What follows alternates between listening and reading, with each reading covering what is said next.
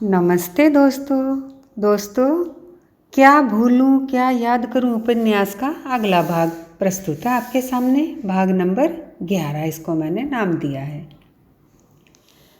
University मेरे घर से 4 मील से ऊपर ही होगी। मैं पैदल यूनिवर्सिटी जाता, पैदल लौटता। इसमें बहुत सा समय बर्बाद होता। मैंने चलते हुए पढ़ने की आदत डाल ली। इलाहाबाद में एक आदमी था जो एक हाथ से हैंडल पकड़कर साइकिल चलाता था, दूसरे हाथ से एक किताब पकड़कर पढ़ता जाता था। वर्षों मैंने उसको ऐसे ही देखा और कभी नहीं सुना कि वह किसी दुर्घटना में फंसा। चलते हुए पढ़ने से चाल कुछ मंद हो जाती, पर चलने का सब समय रास्ता तय करने के अतिरिक्त पढ़ाई का लाभ भी कमा लेता। यूनिवर्सिटी की पढ़ाई का खर्च, फीस, महंगी किताबें, पढ़ने लिखने के सामान पर ज़्यादा आता। मैंने एक के बजाय 2 ट्यूशनें कर ली। एक पर सुबह को जाता, एक पर शाम को। दोनों से 20-25 रुपये मिल जाते। 4 बजे सुबह उठ जाता, अपनी पढ़ाई करता, फिर ट्यूशन पर जाता। शाम को ट्यूशन से लौटकर रात को 12 बजे तक पढ़ता। बस 4 घंटे सोना मेरे लिए पर्याप्त होता। पिताजी ने विश्वास दिलाया था कि नींद सोने के घंटों से नहीं, उसकी घनता से पूरी होती है। बहुत दिनों तक मैं रात को केवल 2 घंटे सोता, 12 से 2 तक। बाद को कहीं मैंने बेनीपुरी जी के एक लेख में पढ़ा कि 12 से पहले तो आदमी को सोना ही नहीं चाहिए। यह क्या कि एक तारीख को सोए और दूसरी तारीख को उठे। मैं तो बहुत पहले से इसका अभ्यास कर रहा था। डॉक्टर जॉनसन ने भी कहीं लिखा था, जनाब जो 12 बजे रात के पहले सोता है वह स्काउंड्रल है, यानी कमीना। पिताजी की सीख में जो कमी थी वह विश्राम तिवारी ने पूरी कर दी थी। बचपन में पढ़ा संस्कार प्राय अमिट होता है। उन्होंने मेरे कानों में जैसे पेचकस से ये श्लोक पेश दिया था। काक चेष्टा बको ध्यानम श्वास निंद्रा तथैव च अल्पभोजी स्त्री त्यागी विद्यार्थी पंचम लक्षणम। विश्राम तिवारी मेरे यूनिवर्सिटी जीवन में मुझे देखते तो मुझे 100 में से 101 नंबर देते। डॉक्टर जॉनसन मुझे कमीना न कहते, बेनीपुरी मेरी पीठ ठोंकते और मेरे पिताजी तो इस बात से प्रसन्न थे ही कि कम से कम सोने जागने के मामले में मैं उनका बड़ा लड़का, उनके चरण चिन्हों पर चल रहा हूँ। उन्होंने तो अपने जीवन भर की सोने की कमी पायनियर प्रेस से सेवा मुक्त होकर पूरी कर ली।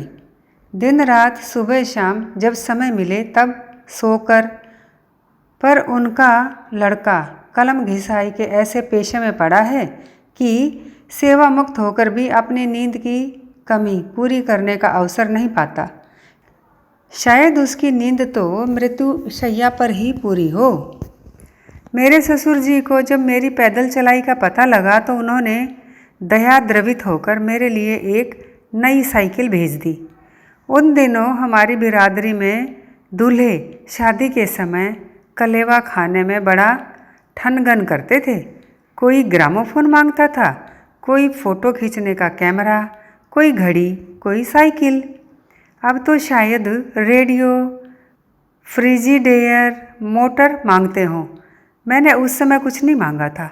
अब उन्होंने साइकिल भेज दी तो मैं उनका बड़ा कृतज्ञ हुआ। साइकिल से मेरे श्रम और समय की बड़ी बचत हुई। पढ़ने सोने को कुछ अधिक समय मिला।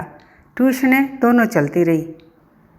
इसी समय मेरी ससुराल पर एक संकट आ पड़ा। मेरी सास को मंद ज्वर रहने लगा, साथ खांसी भी आने लगी और थोड़े दिनों के इलाज और परीक्षण के बाद डॉक्टरों ने घोषित कर दिया कि उनको थायसिस की बीमारी है। उन दिनों थायसिस या तपेदिक लाइलाज मर्ज समझा जाता था। जिसको होता था उसके लिए ये मान लिया जाता था कि मौत का परवाना आ गया है। जो कुछ इंजेक्शन, दवा, पौष्टिक खुराक आदि दी जाती थी बहुत खर्चीली होती थी। मरीज को पूरा आराम लेने को कहा जाता था। वह हर समय चारपाई पर पड़ा रहे, न हिले न डुले। सबसे बड़ी समस्या होती थी ऐसे मरीज की तीमारदारी की, क्योंकि राजयक्ष्मा की बीमारी संक्रामक समझी जाती थी। अपने घर को संभालने वाली मेरी एकमात्र सास थी। उनकी जेठानी अर्धविकसित थी। उनकी बड़ी लड़की की शादी हो चुकी थी, छोटी बहुत छोटी थी। बेटा नौकरी चाकरी से था। बेटे की बहू श्री मोहन की बहन अपनी पागल सास, छोटी ननंद और अपने पति की देखरेख करती थी। जब ससुर बाबू रामचंद्र शहर आए तब उनकी वे प्राय पड़रोना रहते थे। मेरे अपने 2 साले बहुत छोटे छोटे थे, साली और भी छोटी। एकमात्र श्यामा से वह भी बहुत सियानी नहीं थी। यह उम्मीद की जा सकती थी कि वह अपने पिता, भाई बहन की संभाल करेगी, साथ ही अपनी माँ की तीमारदारी। जिन दिनों मैं BA प्रथम वर्ष में था, पिताजी की इच्छा थी कि श्यामा को थोड़े दिनों के लिए घर बुला ले, पर मेरी सास की बीमारी के बारे में जानकर और वहाँ श्यामा की उपस्थिति की अनिवार्यता समझकर उन्होंने ये प्रस्ताव बाबू रामकिशोर के सम्मुख न रखा। श्यामा को अपनी माँ से बड़ा प्रेम था। माँ के लिए भी वे बेटी से भी अधिक उनकी साथिन थी। श्यामा ने सारे घर का दायित्व अपने ऊपर लिया। अपने पिता को वे दफ्तर जाने के समय पर खाना बनाकर खिला देती, भाइयों को वक्त से खिला पिलाकर स्कूल भेज देती। बहन तो तब तक घर पर ही खेलती कूदती थी। माँ चारपाई छोड़ती ना थी, उनकी सारी ज़रूरतें पूरी कराती, उनको समय समय पर दवा दारू देती, उनका बुखार लेती, उनके चारों ओर सफाई रखती और उनको सब प्रकार से संतुष्ट और प्रसन्न रखने का प्रयत्न करती। उनकी बीमारी लंबी चली और लगभग 2 वर्ष तक आशा निराशा की आंख मिचौनी होती रही। बाबू रामकिशोर रुपया पैसा पानी की तरह बहा रहे थे। श्यामा तन मन से उनकी सेवा शुश्रूषा में तत्पर थी। कभी लगता वे अच्छी हो रही हैं, लेकिन फिर तबीयत अचानक खराब हो जाती। लगता 2-4 दिन भी चलना मुश्किल होगा, पर फिर उनकी तबीयत में धीरे धीरे सुधार होने लगता। एक डॉक्टर की दवा से लाभ होता न दिखता तो दूसरा डॉक्टर बुलाया जाता, फिर तीसरा। फिर कुछ दिन हकीमों का इलाज हुआ। अंत में वैद्यों की शरण ली गई, पर उनकी हालत गिरती ही गई। जब से मेरी सास बीमार हुई थी, जमाता को निमंत्रण देकर बुलाने की औपचारिकता समाप्त हो गई थी। मैं प्रायः प्रति सप्ताह अपनी सास को देखने जाता। वे मुझे बड़े प्यार की दृष्टि से देखती। ज़्यादा बोलने की उनको मनाही थी, फिर भी वे मेरे घर परिवार में सबका हालचाल पूछती, मेरी पढ़ाई के बारे में जानना चाहती और श्यामा की बड़ाई अतिशयोक्ति में करती, उसके श्रम की, उसकी सेवा की, उसकी लगन की। उनके बताने की ज़रूरत ना थी, मैं अपनी आंखों से देखता था। वे इस विश्वास से अपनी माँ की सेवा करती थी कि वे उनको निश्चय बचा लेंगी। अंतिम दिनों में तो मेरी सास कहने लगी थी कि मैं मरती भी नहीं, मर जाती तो श्यामा को कुछ आराम तो मिलता। मेरी सेवा में वह चूर हुई जाती है। मुझे श्यामा को देखकर आश्चर्य होता। न कभी मैं उसे थकी देखता, न खिन्न, सर्वदा प्रसन्न मुख, अपनी माँ और परिवार के लोगों की सुविधा के ध्यान में अपने को भूली। कभी कभी माँ की आंख लग जाती या वे जानबूझकर सोने का अभिनय करती तो श्यामा के साथ मुझे 2 क्षण एकांत में मिल जाते। कभी कभी वह मुझसे कहती, काश मैं आपके पास होती, आप दिन भर के काम से थक कर सोने जाते तो आपकी मैं सेवा करती, पर जो मैं आपके पास नहीं हूँ इसमें भी शायद कोई भलाई है। आप अपना सारा ध्यान पढ़ाई की तरफ लगा सकते होंगे। मैं कहता, तुम ऐसा सोचती हो, मेरा ध्यान तो तुम्हारे पास रहता है। मैं जानता हूँ तुम्हारी ज़रूरत माँ के पास है। ना तुम मेरे पास आने की स्थिति में हो, ना मैं तुम्हें अपने पास बुलाने की स्थिति में हूँ। आशा है माँ एक दिन अच्छी होंगी। हालांकि मैं भीतर भीतर ये जानता था कि माँ अब नहीं अच्छी होंगी और तुम्हें खुशी खुशी मेरे घर के लिए विदा कर सकेंगी। वह मेरी बात को आधे विश्वास आधे अविश्वास से सुनती। शायद उसके मन में भी कुछ संदेह होने लगा था कि माँ अब नहीं बचेंगी। हम दोनों एक तनाव की सी मनस्थिति में एक दूसरे से विदा होते। हमारे शब्दों में कुछ और होता, मन में कुछ और एक दिन माँ के दुनिया से विदा होने का समय आ गया। उनकी चेतना अंतिम समय तक बनी थी।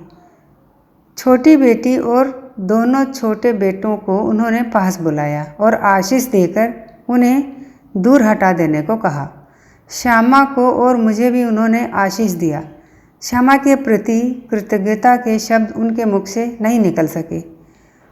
उसे उनके अंतिम आंसुओं ने व्यक्त किया। अपने पति से उन्होंने कहा कि अब मैं झुक मुड़ नहीं सकती, जरा अपना पाँव मेरी खाट पर रख दो, मैं अंतिम बार उन्हें छूकर विदा लेना चाहती हूँ। बड़ा गंभीर क्षण था। मेरे ससुर ने पास की कुर्सी पर बैठकर अपने पाँव ऊपर किए और माँ का एक हाथ उनके चरणों तक पहुँचा कि उनके प्राण छूट गए। ना बाबू रामकिशोर के रुपए काम आए, न श्यामा की तन तोड़ सेवा। मौत अपना काम कर गई थी। किसी तरह का संतोष था तो इसी बात का कि सब तरह की दवा दरमत करा ली गई थी। मौत का इलाज तो नहीं बना। माँ की मौत से श्यामा को जो धक्का लगा उसे उसने भीतर भीतर सहा।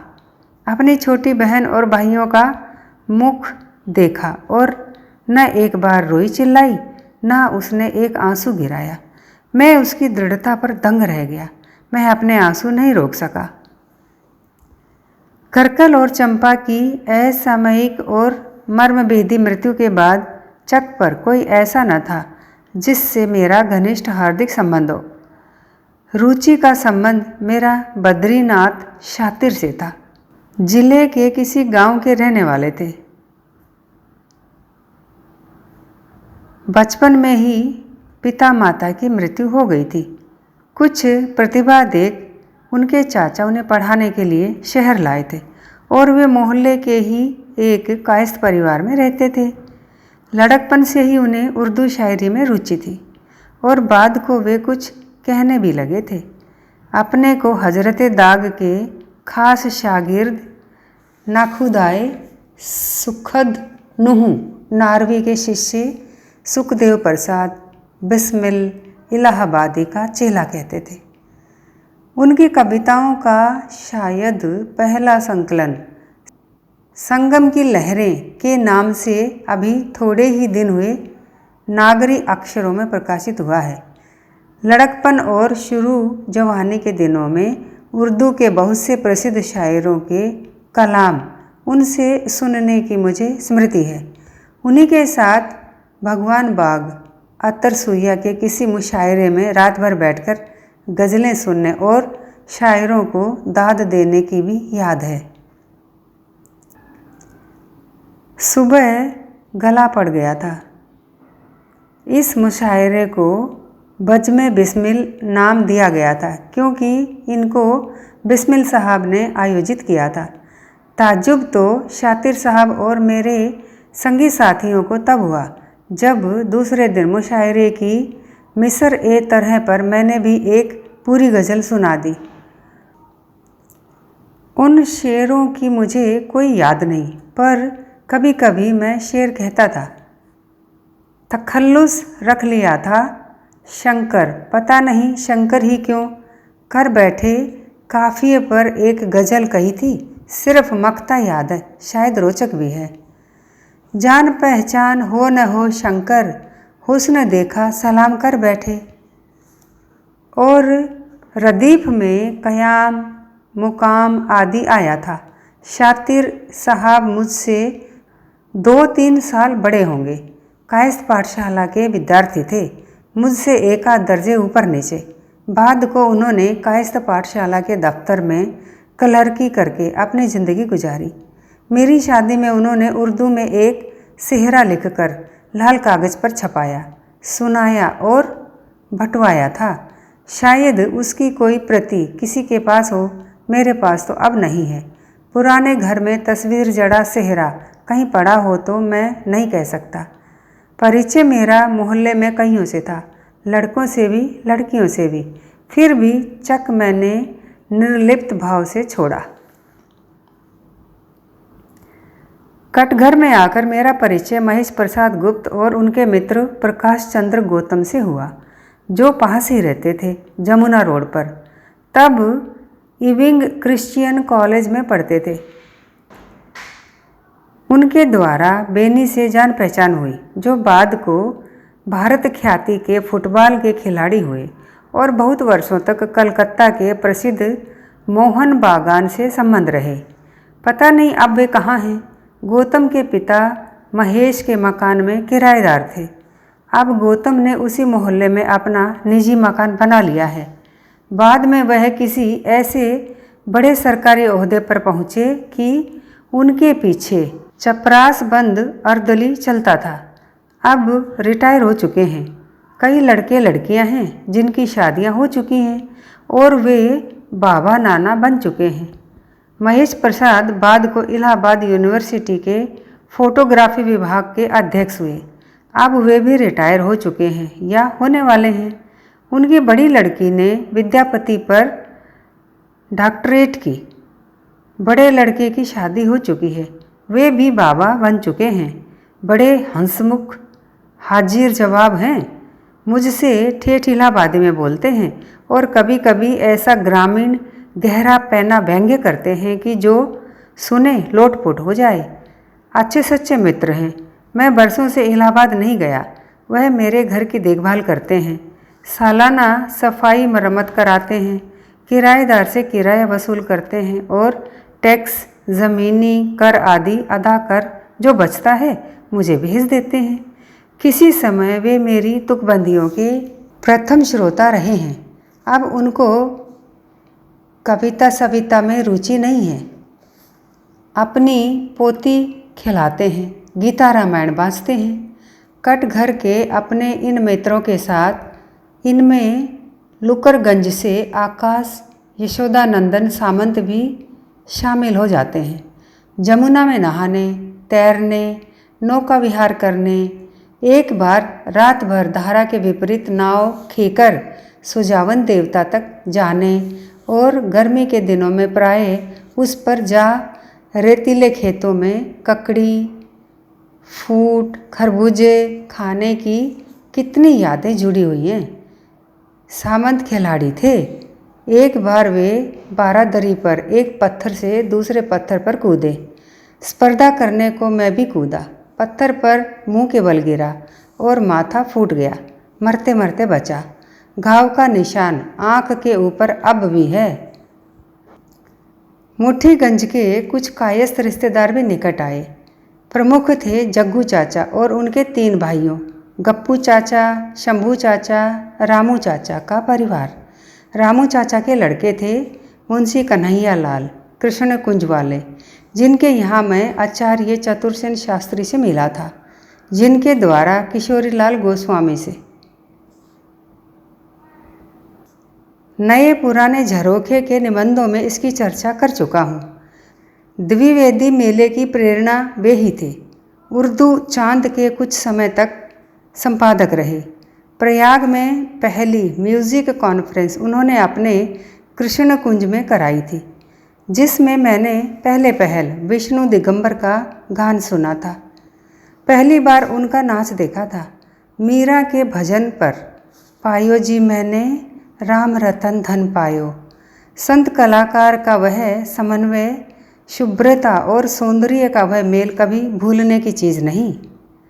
अर्धनारीश्वरी का साक्षात दर्शन जैसे हो।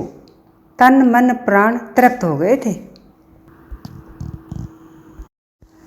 यूनिवर्सिटी में मेरे सहकक्षियों में अवध बिहारी लाल थे। जो आजकल इलाहाबाद यूनिवर्सिटी के कुलपति हैं। वाइस चांसलर्स के लिए उपकुलपति मुझे पसंद नहीं। चांसलर को कुलाधिपति कहें। प्रकाश चंद्र गुप्त थे, जो आजकल अंग्रेजी विभागाध्यक्ष हैं।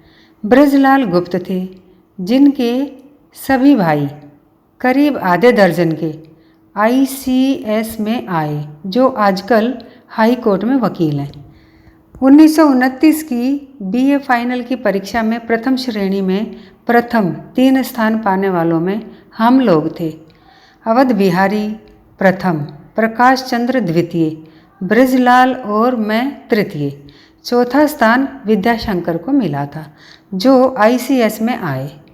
बाद में वे सरदार पटेल के निजी सचिव बने, फिर उड्डयन मंत्रालय के मुख्य सचिव, अब रिटायर हो चुके हैं। दिल्ली में वे 11 नवंबर विलिंगटन क्रिसेंट में रहते थे। मैं 13 में हूँ। कभी कभी मिलकर हम यूनिवर्सिटी के दिनों की पुरानी यादें जगाते हैं। भगवत शरण उपाध्याय थे, प्रसिद्ध संस्कृतज्ञ, हिंदी के भी बहुविद्या गद्य लेखक। अपनी कृतियों से जनसाधारण और विद्वत समाज में भी परिचित, समादरित। आर्य कुमार सभा का सदस्य होने के नाते आर्य समाज के प्रसिद्ध नेता पंडित गंगा प्रसाद उपाध्याय थे कायस्थ। कर्म से अपने को ब्राह्मण और पेशे से उपाध्याय मानते थे। DAV स्कूल के हेडमास्टर थे। के सुपुत्र सत्य प्रकाश डॉक्टर वे बाद को हुए और विश्व प्रकाश से मेरा परिचय हुआ। कुछ समय मैं सभा का मंत्री था। तब सेक्रेटरी के लिए मंत्री का प्रयोग होता था, अब सचिव का होता है। मंत्री मिनिस्टर हो गया है। हम लोग चंदा करके सत्यार्थ प्रकाश आधे मूल्य में देते थे। इस आशय की एक स्लिप पुस्तक पर चिपकी रहती थी। उस पर मंत्री जी की जगह मेरा नाम छपता था। बड़ा अच्छा लगता था। संभव है किन्हीं के पास ऐसी प्रतियां हों। सत्य प्रकाश उन दिनों केमिस्ट्री में शोध करते थे। डायरेक्टरेट लेकर यूनिवर्सिटी में बाद को लेक्चरर हुए, फिर विभाग अध्यक्ष भी बने। यौवन में कविता करते थे। जब मैं BA के दूसरे वर्ष में पढ़ता था, उन्होंने अपनी कविताओं का एक संग्रह प्रतिबिंब नाम से छपवाया था। भूमिका अंग्रेजी में लिखी थी। वाद चलाने के महत्वाकांक्षी थे। छायावाद की टक्कर में बिंबवाद, जिसकी उन्होंने अपनी भूमिका में बड़ी वकालत की थी, पर चला नहीं। आगे उन्होंने कविता के नाम से शायद ही कुछ प्रकाशित किया हो। एक बार उनको मैंने अपनी कोई कविता दिखाई तो उन्होंने मेरा बड़ा मजाक उड़ाया। मेंढ की राह जुकाम पैदा शुद्ध। उनका ख्याल था कि आगे चलकर मैं अच्छा फिलासफर बनूंगा। उनके पिता की दर्शन में बड़ी गति थी। दर्शन शास्त्र का अच्छा पुस्तकालय उनके पास था। जर्मन बुद्धिवादी दार्शनिक का अध्ययन मैंने सत्यप्रकाश की प्रेरणा से ही किया था। हेकिल की the riddle of the universe पढ़ने की मुझे विशेष याद है, क्योंकि सत्यप्रकाश ने उस पर हिंदी में एक लेख लिखने को मुझसे कहा था। वे विज्ञान पत्रिका के संपादक थे। हिंदी की सबसे पहली विज्ञान की पत्रिका शायद बंद हो गई है। अब उन्होंने मेरा लेख उसमें छापा था। हेकिल मनुष्य में आत्मा की सत्ता नहीं मानता था। एक स्थान पर तो उसने आवेश में आकर कह दिया था कि अगर मनुष्य में आत्मा है तो पशु पक्षियों में भी है। मैंने अपने लेख में लिखा था कि यह यूरोपीय संस्कार के लिए आश्चर्य करने की बात हो। भारत के हिंदू तो अनादिकाल से सब जीवों में आत्मा की सत्ता मानते हैं। आत्मा को अगर इस युग में इंडिविजुअलिटी व्यक्तित्व मान लें तो क्या हर्ज है। प्रकृति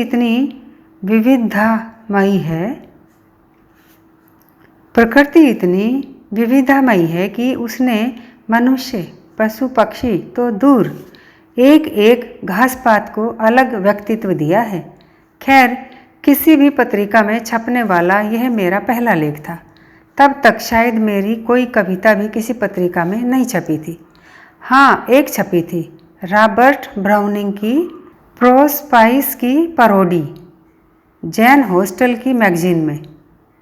उसकी पहली पंक्ति थी, fear death to feel the fog in my throat, the mist in my face.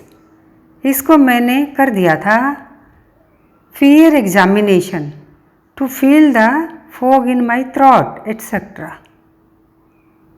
अंत में माई ब्रेस्ट और रेस्ट पर रिजल्ट और क्लर्की को चस्पा कर दिया था।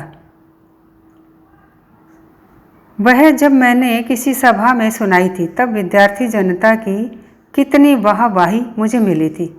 इस नशे को तब मैंने पहली बार जाना था, हजारों आदमियों के आवेगों पर हावी हो जाने की शक्ति का खुमार। बाद को इसे मैंने मधुशाला के कवि के रूप में जाना, इतना जाना कि उससे ऊब गया। खतरनाक चीज़ है, राजनीतिज्ञ इसी पर उतराता है, कवि इसमें डूब जाता है।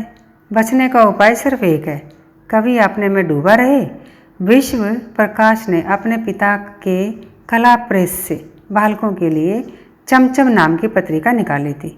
उसमें मैंने बच्चों के लिए एक नाटक लिखा था, अंधे लंगड़े की कथा पर आधारित, जिन्हें गांव वाले आग लगने पर छोड़कर भाग गए थे और वो एक दूसरे की सहायता से बचे थे। परिणाम था, गरीब ही गरीब की मदद कर सकता है, दुखिया ही दुखिया को समझता है। जीवन में अनायास बने संबंध कभी कभी महत्वपूर्ण संबंधों तक पहुंचा देते हैं। सत्यप्रकाश की एक बहन थी, सुदक्षिणा, यूनिवर्सिटी में पढ़ती थी। 1930 की यूनिवर्सिटी द्वारा आयोजित प्रथम कहानी प्रतियोगिता में सुदक्षिणा को द्वितीय और मुझे प्रथम पुरस्कार मिला। प्रेमचंद गल्प सम्मेलन का सभापतित्व करने आए थे। सुदक्षिणा की शादी 1 वर्ष पूर्व 1929 के जाड़ों में हुई थी।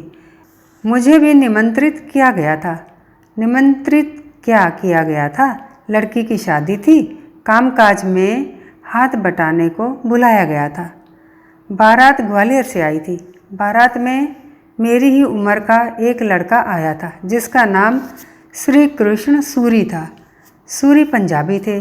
बहुत दिन तक बहावलपुर में रहे थे, फिर ग्वालियर में।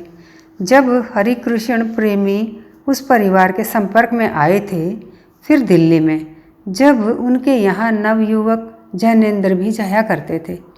3 बहनें घर में थी, जो सूरी सिस्टर्स के नाम से विख्यात थी। आर्य समाजी परिवार था, पर उदारतावादी घर के लोग साहित्य कला, राष्ट्रीय आंदोलन में सक्रिय रुचि रखते थे। माता आत्मा देवी सूरी सत्याग्रह आंदोलन में जेल गई थी। परिवार की सहानुभूति क्रांतिकारियों से भी थी। श्री कृष्ण को मैंने देखा तो मुझे लगा करकल थोड़ा सा बदलकर सूट बूट में मेरे सामने आकर खड़े हो गए हैं। मैं चकित था कि दुनिया में क्या ऐसे भी 2 आदमी हो सकते हैं जो एक सी ही सूरत स्वभाव के हों, हंसमुख, मिलनसार, भावुक, अपनी ओर खींचने वाला, दूसरे की ओर खींचने वाला। श्री कृष्ण से मिलकर मुझे आश्चर्य हुआ, मैं उत्फुल्ल हुआ, मुझे पीड़ा हुई। उसके साथ करकल की स्मृतियाँ जागी। चंपा की सुधियों ने मुझे बेचैन किया, और जब 3 दिन बाद वह बारात के साथ लौटा तो जैसे मेरे हृदय का कुछ भाग अपने साथ लेता गया, अपने हृदय का कुछ हिस्सा मेरे पास छोड़ता गया। ऐसे संबंध प्राय समय और दूरी से क्षीण होकर विस्मृत हो जाते हैं। श्री कृष्ण से मेरा पत्र व्यवहार होने लगा। वह दिल्ली के कमर्शियल कॉलेज में पढ़ता था। हम एक दूसरे को अपने कॉलेज यूनिवर्सिटी के जीवन के बारे में लिखते, अच्छी पढ़ी पुस्तकों के विषय में, पत्र पत्रिकाओं में प्रकाशित अच्छे लेख कविताओं के बारे में एक दूसरे का ध्यान आकर्षित करते, और ऐसे बहुत से विषयों की चर्चा करते जिनमें जवानी रुचि लेती है। प्राय कहने को कुछ न रहने पर भी एक दूसरे की लेखन शैली में भी एक दूसरे के मनोरंजन और मन बहलाव का सामान रहता था। वह मुझसे विशेष प्रभावित तब हुआ जब बीए में मुझे प्रथम श्रेणी मिली और उसने यह भी जाना कि मुझे कविता लिखने में भी रुचि है। मैंने अपनी कविताएं यदा कदा उसके पास भेजी थी, जिनकी उसने प्रशंसा की। मेरी सास की मृत्यु से मेरे ससुराल में और मेरे घर में भी एक उदासी का वातावरण बना था। मैं प्रथम श्रेणी में पास हुआ तो सबको एक अप्रत्याशित प्रसन्नता हुई। श्यामा को मिलने गया तो लगा उस शाम जैसे वह अपनी माँ की मृत्यु को बिल्कुल भूल गई है। श्यामा उन दिन श्यामा थी ही नहीं, जॉय साकार हो गई थी। पिताजी दफ्तर से रिटायर हो चुके थे। उन्हें शायद 75 रुपये प्रति मास पेंशन मिलती थी। 25-30 मैं ट्यूशन से कमाता। इतना ही छोटा भाई। सस्ती का समय था, किसी तरह घर चलता जाता। मकान एक तरह से अध बना था, फिर भी ईंट वाले का एक भारी कर्ज चढ़ गया था, इसलिए उसे पूरा करने का इरादा छोड़ दिया गया। छोटी बहन की शादी के लिए कुछ रुपए पिताजी ने अलग रख दिए थे, जिन्हें वे छूना नहीं चाहते थे। इसी समय परिवार में निश्चय हुआ कि श्यामा को अब विदा करा के घर बुला लेना चाहिए। प्रस्ताव भेजने, उधर से स्वीकृति आने में कुछ समय लग गया। बाबू रामकिशोर को अपने घर का कुछ प्रबंध करना था। उनकी एक विधवा बुआ बच्चों की देखरेख करने लगी। श्री मोहन की बहन ने भी कुछ सहयोग दिया। उनकी छोटी ननंद भी कुछ सयानी हो गई थी। एक तरह से सम्मिलित परिवार था। एक नौकर पहले था। खाना बनाने को एक महाराजिन रख ली गई। घर की मेहरी की तनख्वाह बढ़ा दी गई और घर के कामकाज में उससे अधिक समय लिया जाने लगा। बाबू रामकिशोर ने कहा, लड़की तो पराई है, उसे अपने घर जाना ही है। वे अपने घर की जैसे होगा संभाल करेंगे। श्यामा की विदा की एक तिथि निश्चित हो गई। मैं अपनी भावना क्या बताऊं? मुझे लगा जैसे मैं अब तक अधूरा था, अब पूरा होने जा रहा हूं। 2 वर्ष सास की बीमारी में जैसे मैंने श्यामा से कोर्टशिप की हो और असली विवाह मेरा अब होने जा रहा हो। विवाह के समय तो मैं अपने असली रूप में उसके सामने प्रकट ही नहीं हुआ। अब वह परिपक्व हो गई है। अब वह दुख के अनुभव में भी भीग चुकी है। अब हम एक दूसरे के दुख सुख, विगत स्मृति, पूर्व इतिहास, स्थिति परिस्थिति, दुर्बलताएं, शक्ति, आशा, आशंका, आकांक्षाएं, अभिलाषाएं सब जानेंगे, सब समझेंगे। एक दूसरे का आदर करेंगे, एक दूसरे को सहानुभूति देंगे, एक दूसरे को प्यार करेंगे। 2 मिलकर एक ही होंगे। हम जो कुछ भी करेंगे अपने अधिकार से करेंगे। अब हमें किसी का भय नहीं होगा, किसी परिणाम की परवाह नहीं होगी। मैं उसके सामने खुलूँगा, वह मेरे सामने खुलेगी। तन मन प्राण आत्मा से हम नदी की 2 धाराओं की तरह मिलेंगे, मिलकर एक हो जाएंगे, जिसमें न मैं रहूँगा न श्यामा श्यामा रह जाएगी। और कभी अलग अनुभव कर अगर हम उस धारा में देखेंगे तो वह मुझ में अपने में मुझको बिंबित प्रतिबिंबित पाएगी और इसी प्रकार मैं उसमें अपने में उसको पाऊंगा। यौवन की कल्पना जो मन के मूर्त अमूर्त चित्र बनाती है, उन्हें किसी माध्यम से व्यक्त नहीं किया जा सकता। मैं कुछ अद्भुत अभूतपूर्व चमत्कारी की प्रत्याशा में श्यामा के घर आने की प्रतीक्षा करने लगा। एक एक दिन भारी लगता। कमरा अब मेरा निजी था, श्यामा का अलग, पर मिला जुला। अलग तो उसका थोड़ा सा सामान रहेगी वह हर समय मेरे कमरे में। 100 तरह से कमरे के थोड़े बहुत सामान को लगाने सजाने की योजना बनाता। कमरे में था क्या? एक पलंग, एक मेज, लोहे की 2 कुर्सियाँ, एक लैंप, कुछ तस्वीरें। कमरे की अलमारियों में किताबें जो मैंने पिछले 2 वर्षों में इकट्ठी की थी। अब केवल पाठ्य पुस्तकें नहीं, कुछ स्थायी मूल्य की पुस्तकें भी जो जीवन भर मेरा साथ देंगी।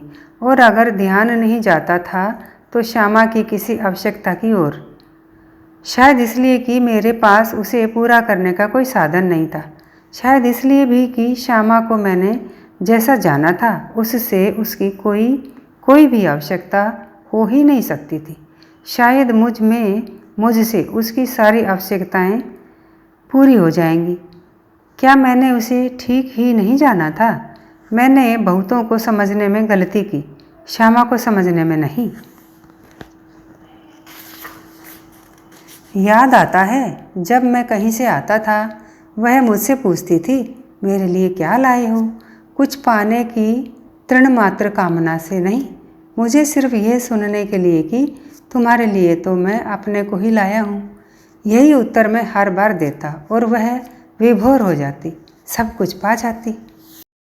मेरे भविष्य, मेरे सपनों, मेरे अरमानों, मेरी कल्पनाओं पर आसमान के कुछ सितारे व्यंग्य से मुस्करा रहे थे।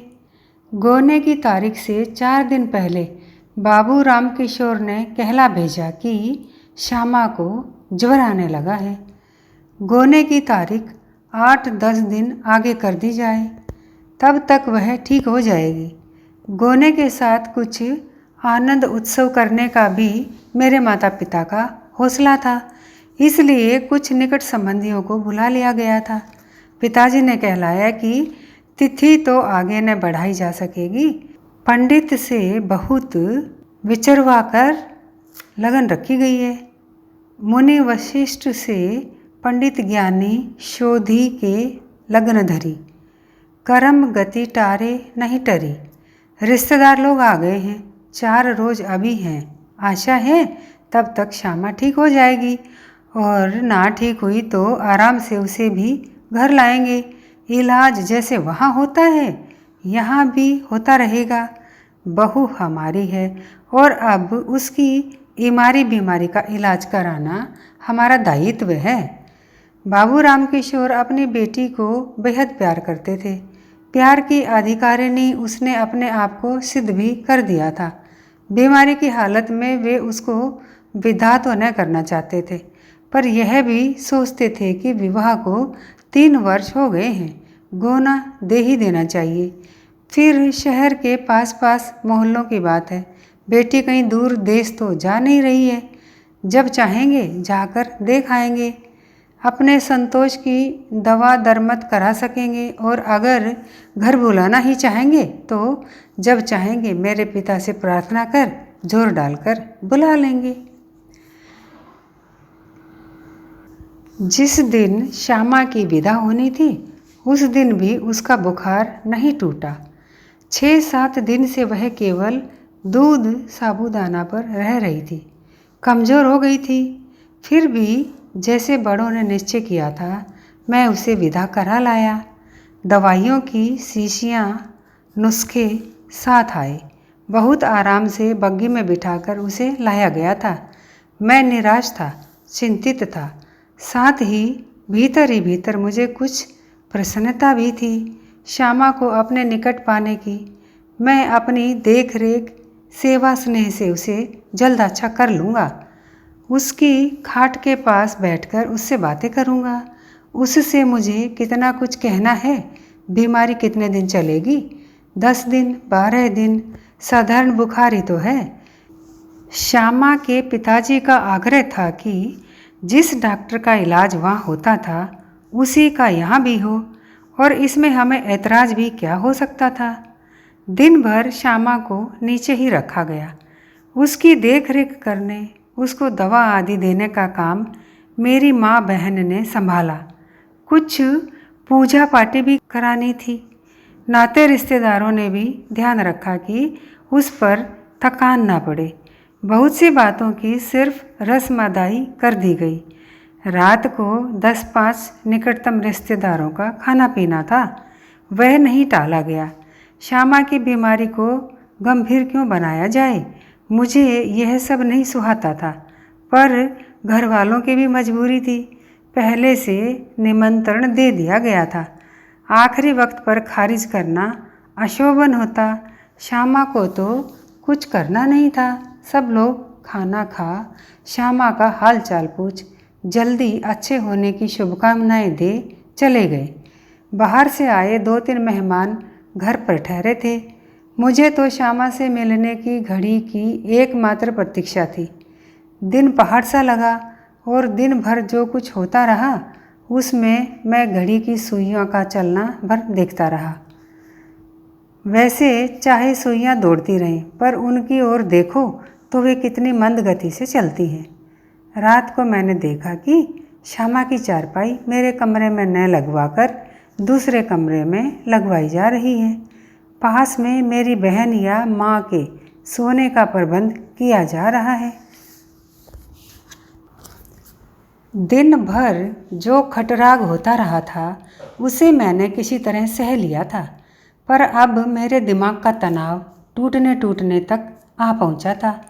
घर वाले निकट संबंधी सोच रहे थे कि बीमार पत्नी को जवान पति के पास रात में अकेले छोड़ना ठीक नहीं। उनका भय मैंने समझा, पर मेरे प्रति उनका अविश्वास मुझे खल गया। मैं पशु नहीं हूँ, गंवार नहीं हूँ, पढ़ा लिखा हूँ, समझदार हूँ, उचित अनुचित में अंतर कर सकता हूँ। फिर श्यामा की हालत मैं भी जानना चाहता हूँ, दूसरों की सूचना से नहीं, खुद देखकर। उससे कुछ पूछना चाहता हूँ, कुछ बात करना चाहता हूँ। उसके प्रति मेरा भी कुछ कर्तव्य है और मुझे विश्वास है कि वह मेरी निकटता चाहती है, बीमार होने से शायद अधिक। पर यह सब व्याख्या मैं किसी को देने को तैयार नहीं था। मैंने अपनी माँ और बहन से निश्चित शब्दों में कड़ी आवाज़ में कहा, श्यामा की चारपाई मेरे कमरे में लगेगी। नज़दीकी रिश्ते की 1-2 स्त्रियों ने मुझे समझाने बुझाने और मुझसे तर्क करने का प्रयत्न किया। उसी आधार पर जिसकी मुझे समझाने बुझाने और मुझसे तर्क करने का प्रयत्न किया, उसी आधार पर जिसकी मुझे पहले से आशंका थी, पर मैं ऐसे नाजुक विषय पर बहस करने की बेहयाई पर नहीं उतर सकता था। मैंने फिर और अधिक स्पष्ट शब्दों में कहा, चारपाई मेरे ही कमरे में लगेगी। घर बाहर के लोगों ने कुछ भी समझा हो, मेरे बारे में कैसी भी राय बनाई हो, श्यामा की चारपाई मेरे कमरे में लगा दी गई। और जब मैं कमरे में गया तो श्यामा का चेहरा ऐसे ही खिल गया जैसे रात में अप्रत्याशित किसी बड़े कैक्टस का फूल।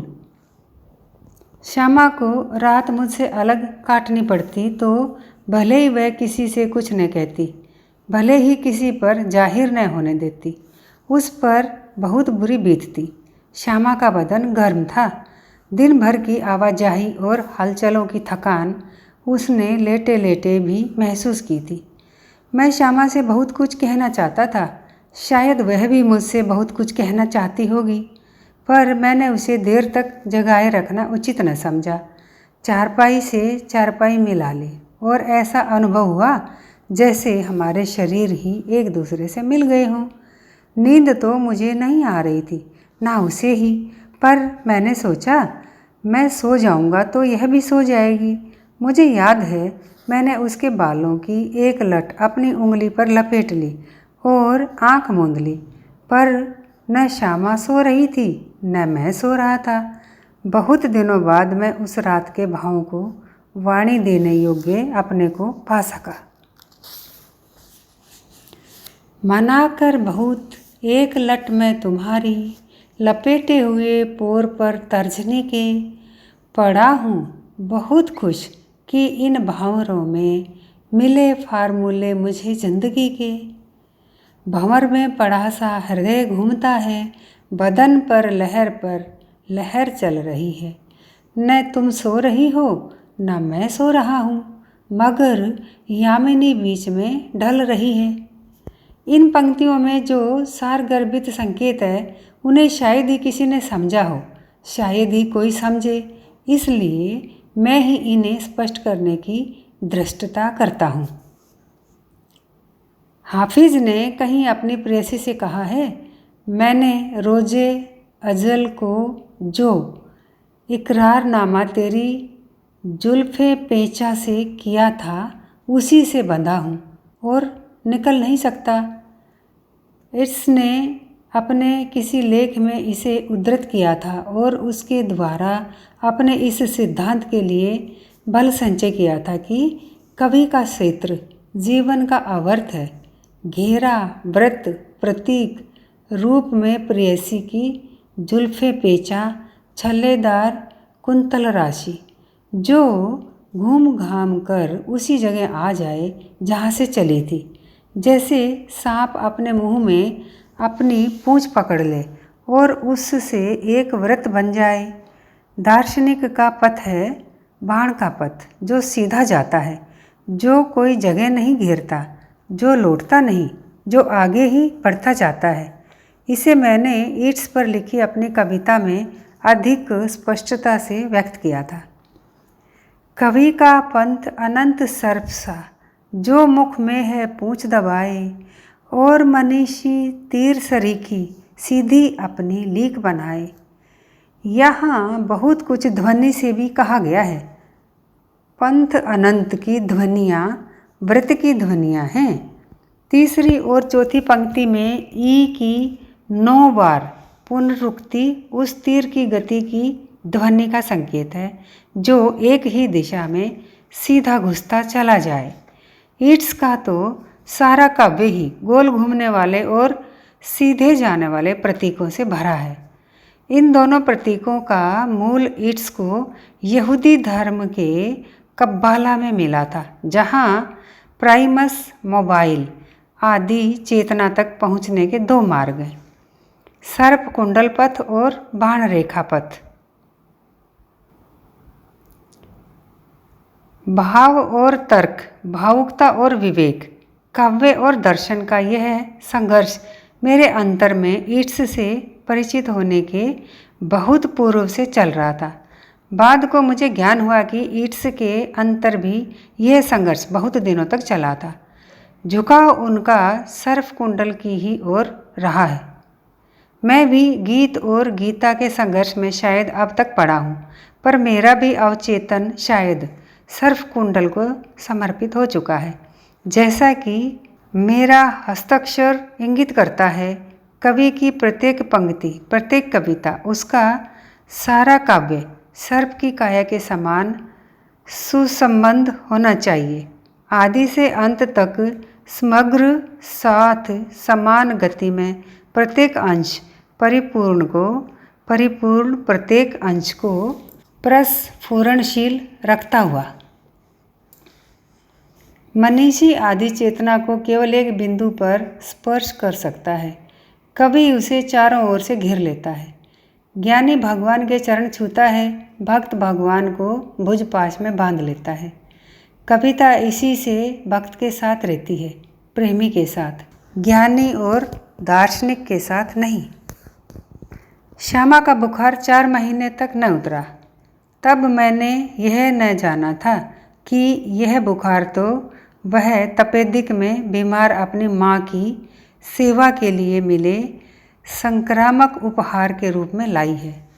यह संक्रामक रोग समय समय पर उभरता रहा और यही अंत में अंतरिक्ष का रूप लेकर उसकी मृत्यु का कारण बना।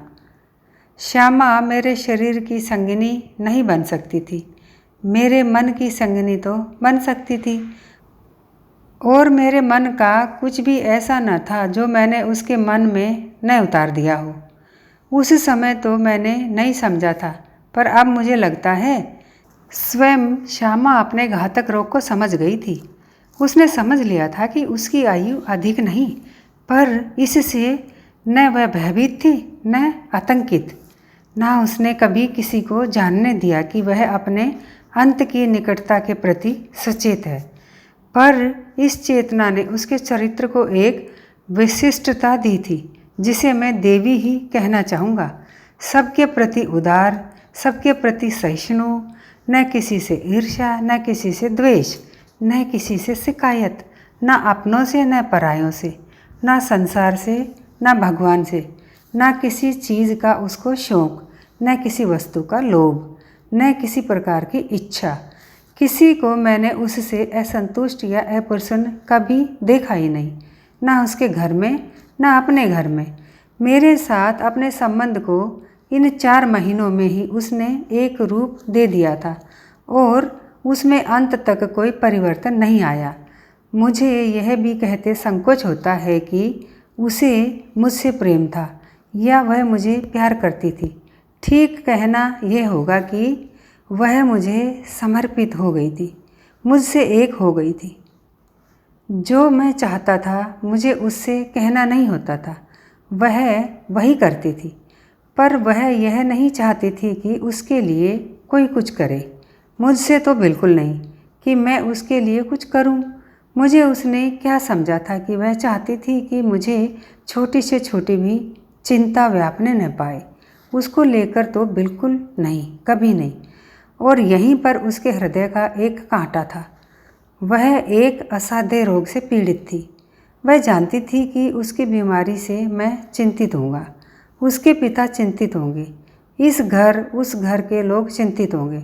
उसे मुझे ध्रुव निश्चय है अपने रोग से इतनी तकलीफ नहीं थी जितनी इससे कि लोग उसके कारण परेशान होते हैं। उन्हें कुछ करना पड़ता है, दवा दरमत लाना, डॉक्टर के पास जाना, सेवा शुश्रूषा करना, पर इस पर उसका कोई वश न था। वह अपनी शक्ति भर यह प्रयत्न करती थी कि उसकी तकलीफ कोई जान नहीं न पाए। शायद उसे महीनों बुखार रहता, पर वह ऐसा दिखाती कि उसकी हालत बिल्कुल साधारण है। अपनी अंतरिक्ष की पीड़ा को उसने बरसों छिपाया हो तो कोई आश्चर्य नहीं। जब उसका एकदम वश न चलता तब वह खाट पर गिरती। काश वह अपने रोग को न छिपाती तो शायद समय से उसका अच्छा इलाज हो सकता। नारी स्वभाव से ही अभिनेत्री होती है। श्यामा तो बहुत बड़ी अभिनेत्री थी। स्वस्थ रहकर भी वह स्वस्थ रहने का अभिनय कर सकती थी, कष्ट में रहकर भी प्रसन्न रहने का, पीड़ाग्रस्त रहने पर भी मुस्कुराने का। मेरी विगत स्मृतियाँ, मेरे पूर्व इतिहास, मेरे वर्तमान के श्रम संघर्ष को जैसा उसने जाना था, जैसी मेरी स्थिति की निकट भविष्य में, कम से कम अपने जीवन काल में उसने कल्पना की थी, उससे उसने मेरा नाम सफरिंग रख दिया था। शायद कोई नहीं जानता था कि वह मुझे इस नाम से पुकारती है। जब हम अकेले होते वह मुझे उसी नाम से संबोधित करती और मैं उसे जॉय कहता। मृत्युशैया पर जब उसकी चेतना लुप्त हो रही थी वह मुझे सबके सामने भी उसी नाम से पुकारती गई और शायद ही कोई समझा हो कि वह किसे पुकार रही है और क्या कहना चाहती है। मुझे सफरिंग नाम देने में शायद श्यामा ने मेरे स्वभाव, मेरी प्रकृति, मेरे जीवन, मेरे व्यक्तित्व में बीज की तरह छिपे मेरे कवि को ही पहचाना था। शायद उसने समझ लिया था कि कवि तो साकार वेदना सफरिंग ही है। मैं जिस वेदना से गुजरा हूँ या गुजर रहा हूँ उससे कविता के बीज के लिए भूमि ही तो अपने अंदर तैयार कर रहा हूँ। वेदना के बिना मनुष्य का अहं नहीं टूटता और अहं के टूटे बिना एक मनुष्य के हृदय से दूसरे मनुष्य के हृदय तक पहुँच नहीं होती। सेतु नहीं बनता, विचारों का सेतु एक दिमाग से दूसरे दिमाग तक बिना अहं के टूटे भी बन सकता है, पर भावनाओं का कभी नहीं। और कविता भावनाओं के सेतु पर चढ़कर ही एक हृदय से दूसरे हृदय तक जाती है। हृदय हृदय के बीच भावनाओं के सेतु का निर्माण किए बगैर जो शब्दों का कारवां रवां कर देते हैं उसका परिणाम इसके सिवा कुछ नहीं हो सकता कि उनका कारवां कागजों के मरुस्थल में खो जाए या निरर्थक ध्वनि बनकर शून्य में विलीन हो जाए। यह भावनाओं का सेतु बनाने से अधिक बन जाने पर निर्भर है। इसी से कहा जाता है कवि जन्म लेते हैं, बनाए नहीं जाते। जीवन की न जाने कैसी कैसी स्थितियाँ परिस्थितियाँ अपने आप आकार न जाने किसे तोड़ औरों से जोड़ जाती हैं। मैं तो कहता हूँ कि इतना होने से ही आदमी कवि बन जाता है। जीवन में बहुत से कवि हैं जो शब्दों में कविता नहीं करते। शब्द कविता का वास्तव में बहुत से माध्यमों में से केवल एक माध्यम है। मैंने कहीं पढ़ा था अंग्रेजी में हिंदी अनुवाद दे रहा हूँ। कविता लिखने का उतना विषय नहीं जितना जीने का, और कविता जीने का सबसे दुसाध्य रूप है। यह बिल्कुल वही है जो कबीर कहते हैं, शीस काटी भुई पे धरई तापर धारे पाँव, दास कबीरा यूं कहे ऐसा हो तो आओ। इसका अर्थ सतही नहीं, इस पर गौर करना होगा। शीश काटना तो शायद संभव भी हो जाए, पर उसको उठाकर भूमि पर धरना और फिर उस पर पाँव रखना तो तभी संभव हो सकता है जब मरने के बाद भी कोई जीता रहे, जीने की चेतना अपने हाथों में बचाए रहे। अहें के काटने के बाद जो चेतना शीश को उठाती है, उस पर पाँव धरती है, उसी का नाम कवि है। और आप मेरी बात माने तो कवि को हर कविता लिखते समय यह दुर्धर्ष चमत्कार करना होता है, या यूँ कहें कि जब भी सच्चे अर्थों में कविता बनती है, कवि इसी प्रक्रिया से गुजरा होता है। एक आयरिश कहावत है, it is death to be a poet. इसे मैं अर्ध सत्य कहूँगा। पूर्ण सत्य यह है, it is living after death to be a poet. कवि मरता नहीं है, कवि मरकर सचेत रहता है। स्वस्थ पति पत्नी के बीच शारीरिक संबंध स्वाभाविक, आवश्यक और अनिवार्य है, पर श्यामा के शरीर की जैसी स्थिति थी, उसमें शरीर को दीवार मानकर प्राणों के मिलने पर ही प्राय संतोष करना था। कवि की वासना में जो मैंने लिखा था, वासना जब तीव्रतम थी, बन गया था संयमी में, हो रही मेरी क्षुधा ही सर्वदा आहार मेरा। या हलाहल में की वासना है मेरी विकराल, अधिक पर अपने पर विश्वास। वह मेरी उन तीनों की तीव्र तीक्ष्ण और तनावपूर्ण अनुभूति ही थी जो शब्दों में मुखरित हुई थी। पर संयम का कहीं न कहीं विस्फोट होता है, और उसके लिए न मैं लज्जित हूँ न अपने को दोषी ठहराता हूँ। यह मैं बड़ी सच्चाई के साथ कहता हूँ कि उसका अधिकतम विस्फोट निश्चय ही मेरे काव्य के रूप में हुआ। बीए में मेरे प्रथम श्रेणी के बाद मेरे कुछ संबंधियों ने मुझे सलाह दी कि मैं आईसीएस में बैठने की तैयारी करूं। बैठता तो शायद आ ही जाता और आज सरकारी नौकरी कर विद्याशंकर की तरह रिटायर हो जाता तो इसमें बुरा ही क्या होता। कुछ कविताएं लिखकर रिटायर हो रहा हूं तो कौन बड़ी लाट खड़ी कर दी है। घर में राष्ट्रीयता का ऐसा वातावरण था और आने वाले नमक सत्याग्रह आंदोलन की आहटें इतनी तेज होती जा रही थी कि मेरे पिताजी ने इसके लिए राय ना दी। शायद यही एक बात मैंने उनकी मानी। वे चाहते थे कि मैं एमए करके किसी कॉलेज या यूनिवर्सिटी में अध्यापक बन जाऊं। मैंने अंग्रेजी में एमए ले लिया, पर बीए करते समय मैंने जिस तन्मयता से अध्ययन किया था वह मेरे लिए अब दुर्लभ हो गई। सबसे बड़ी चिंता श्यामा की बीमारी थी। मैं अब अपने पढ़ने के लिए कमाऊं कि श्यामा के इलाज के लिए। गो मैं जो कुछ कमा सकता था वह इलाज के लिए बिल्कुल नाकाफ़ी होता। इस बीच एक और अपमानजनक घटना घटी। मकान बनवाने के सिलसिले में ईंट वाले का करीब 2000 का कर्ज हो गया था। उसने नालिश कर दी। ईंट वाले की डिग्री हो गई कि मकान नीलाम करा के रुपया वसूल कर लिया जाए, और एक दिन कुर्क अमीन नगड़िया वाले को लेकर घर पर आ गए। उसने डिम डिम करके ये पुकार लगाई, खलक खुदा का, मुल्क बादशाह का, हुक्म बड़े साहब का। बाबू प्रताप नारायण वल्द भोलानाथ का मकान नीलाम होता है। जिसको बोलना हो आगे आए। सरे बाजार हमारी गरीबी को नंगा करने वाले उन शब्दों से हमने बड़े ही अपमान का अनुभव किया।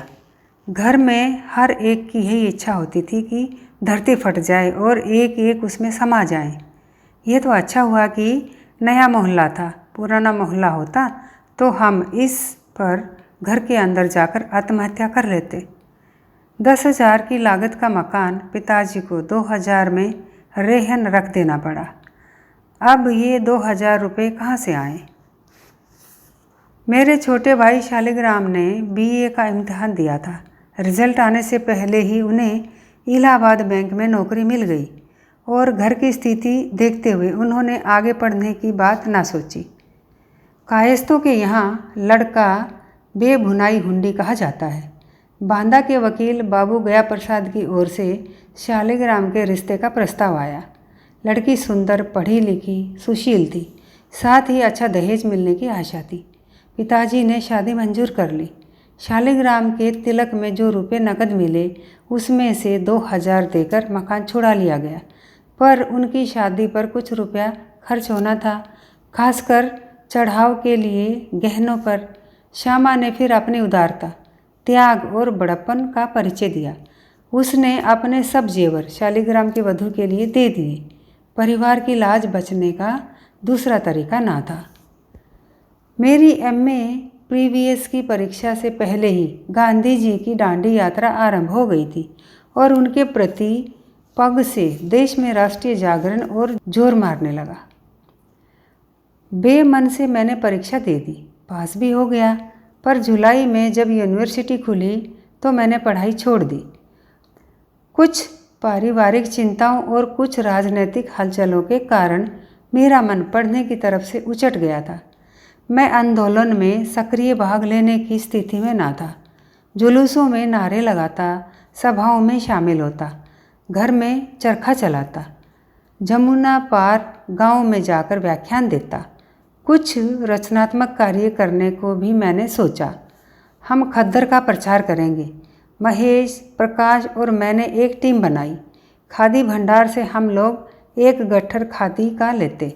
महेश हम में सबसे छोटे, मजबूत थे। वे गट्ठर उठाते, मैं गज से नापता, प्रकाश हिसाब रखते और इस तरह हम दिन भर गली गली घूमते।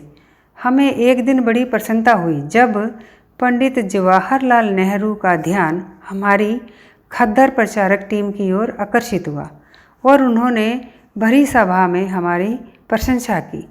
उन्हीं दिनों मैंने जुलूसों में गाने के लिए कई राष्ट्रीय गीत लिखे, जिनमें सर जाए तो जाए पर हिंद आज़ादी पाए वाला गाना बहुत प्रसिद्ध हुआ और एक बार इसे महात्मा गांधी की उपस्थिति में श्याम कुमारी नेहरू ने हजारों लोगों से गवाया। तब शायद किसी ने जाना भी नहीं था कि यह गीत किसका लिखा था और ना मुझे ही इच्छा थी कि कोई जाने। गीत से जोश फैल रहा था और देश के लिए मर मिटने की आन पर शान चढ़ रही थी। व्यक्ति को श्रेय देने का क्या मतलब, पर जैसे जैसे नेता लोग गिरफ्तार होते गए, आंदोलन ठंडा पड़ने लगा। फिर समझौते शुरू हुए और असफल होने पर दमन शुरू हुआ। समझौता के साथ ही जनता का संपर्क आंदोलन से कम होने लगा, छूट गया। समूह बिखरता है तो व्यक्ति अपने को अकेला पाता है। अब न सभा है न जुलूस है, अपनी अपनी फिक्र करो। मैंने भी कुछ ऐसा ही अकेलापन अनुभव किया। क्या करूं? किंग कर्तव्य विमूढ़ मुझे कर दूर खड़ी है मधुशाला। काम की तलाश में एक दिन चांद कार्यालय जा पहुंचा। संपादन विभाग में काम मिला, पर 1 महीने बाद वहां से अपमानित करके निकाल दिया गया। चांद के संचालक रामरख सिंह सहगल मुझे हर सप्ताह कुछ किताबें देते और कहते, इनकी सहायता से लेख लिख कर लाओ। उस अवधि में उन्होंने मुझसे आधे दर्जन लेख लिखवाए। एक दिन मुझे बुलाया और डांटना शुरू किया। क्या लेख लिखा है? न सिर न पैर, न भाषा न भाव। तुम्हारा काम खत्म, अगले महीने आकर तनख्वाह ले जाना। तनख्वाह मेरी शायद 40 रुपये महीना नियत हुई थी। 1 महीने की तनख्वाह वसूल करने के लिए मुझे चांद प्रेस के 3 कम 40 चक्कर लगाने पड़े। पर सबसे अधिक चोट तब लगी जब वही लेख कल्पित नामों और डिग्रियों के साथ प्राय ज्यों के त्यों चांद में छपे। एक लेख मुझे आज भी याद है, स्वामी राम तीर्थ पर था, जिसे आज भी अपना कहते मुझे लज्जा न होगी। उसी साल मुट्ठीगंज के मास्टर भगवान सहाय ने मॉडर्न स्कूल से इस्तीफा देकर एक राष्ट्रीय स्कूल इलाहाबाद हाई स्कूल के नाम से खोल दिया था। उसमें मुझे अध्यापक की जगह मिल गई। कागज़ पर 65 रुपये लिखे जाते थे, तनख्वाह 25 रुपये दी जाती थी। राष्ट्रीय स्कूल के लिए त्याग की हमसे प्रत्याशा की जाती थी, जिससे स्कूल के लिए और ज़रूरी सामान वगैरह खरीदा जा सके। ऐसा त्याग प्राय सभी अध्यापक करते थे और खुशी से कि हम राष्ट्र के उत्थान में योग दे रहे हैं। मान्यता स्कूल को मिली नहीं थी, इसलिए लड़कों को पंजाब से प्राइवेटली इम्तिहान देने को भेजा गया। फॉर्म के भरने में कुछ गड़बड़ी हुई और स्कूल का कोई लड़का इम्तिहान में न बैठने दिया गया। दूसरे वर्ष 9वीं 10वीं क्लास टूट गए। एक बंगाली सहयोगी के साथ मैं इन्हीं दर्जों को पढ़ाता था। हम दोनों को छुट्टी दे दी गई। इस वर्ष भर के अनुभव का शायद सबसे बड़ा लाभ यह था कि बंगाली महाशय ने मुझे पूरी अग्निवीणा पढ़कर सुनाई और समझाई। वे नजरुल के बड़े प्रेमी थे।